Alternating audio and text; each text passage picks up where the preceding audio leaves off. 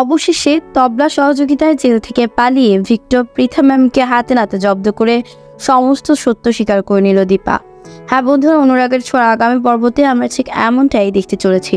সম্পূর্ণ বিস্তারিত জানতে না টেনে শেষ পর্যন্ত দেখতে থাকুন।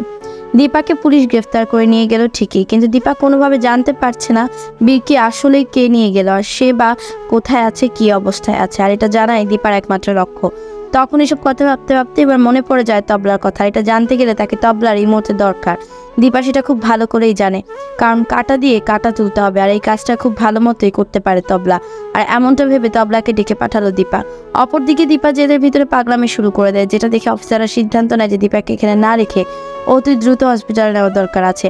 দীপার অবস্থা তেমন ভালো নেই, আর এই সুযোগটাই তো অপেক্ষা করে ছিল তবলা। যখনই দীপাকে বের করা হয় ঠিক সেই মুহূর্তে তবলা দীপাকে নিয়ে পালায়। কিছুক্ষণ পর দীপা তবলাকে সমস্ত ঘটনা বর্ণনা দিতে থাকে যে পৃথা ভিক্টরকে ধরতে পারলে বীর কোথায় আছে সমস্ত ঘটনা জানা যাবে, কারণ ওই কাজটা আমি নিশ্চিত ওরাই করেছে। আর এই বলেই তবলা ও দীপা এক মুহূর্ত দেরি না করে একটা সময় ভিক্টর পৃথা ম্যামকে হাতে নাতে ধরে ফেলে।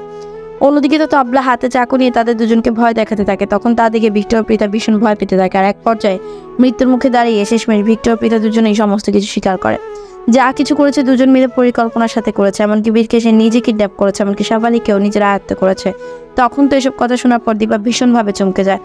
অপরদিকে পৃথাও কোনো উপায় নাই পেয়ে শেষমেশ দীপার হাত পায়ে ধরতে থাকে, প্রাণ ভিক্ষা যাইতে থাকে। তো বন্ধুরা, এবার যদি সত্যি সত্যি এমনটা ঘটে যে দীপা সমস্ত প্ল্যান করে তবলাকে নিয়ে ভিক্টর পৃথাকে জব্দ করে এবং বীর কোথায় আছে সমস্ত সত্যি বের করে নেয়, তাদের দুজনকে পুলিশের হাতে তুলে দেয়, সেটি দেখতে আপনাদের কেমন লাগবে অবশ্যই কমেন্ট করে তা জানাবেন।